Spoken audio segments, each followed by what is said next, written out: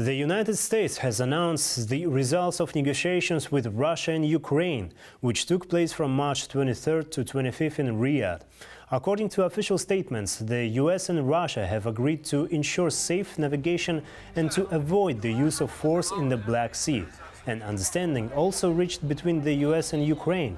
In addition to the US and Ukraine agreed to prevent the use of commercial vessels for military purposes in the region.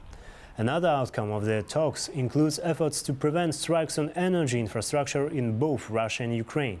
Commenting on the negotiations, US President Donald Trump said that the United States is in deep discussions with Russia and Ukraine, and it's going well.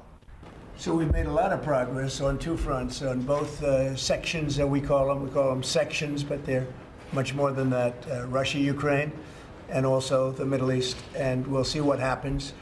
We're in deep discussions with Russia and Ukraine, and I would say it's going well, but it's a situation we should have never had to even think about, should have never happened.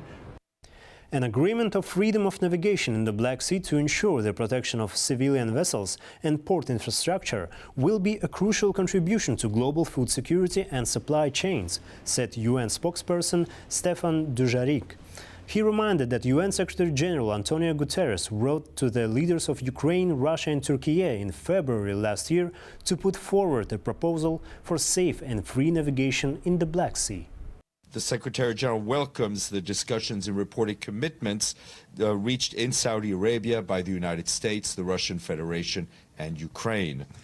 Reaching an agreement on freedom of navigation in the Black Sea to ensure the protection of civilian vessels and port infrastructure will be a crucial contribution to the global food security and supply chains, reflecting the importance of trade routes from both Ukraine and the Russian Federation to global markets.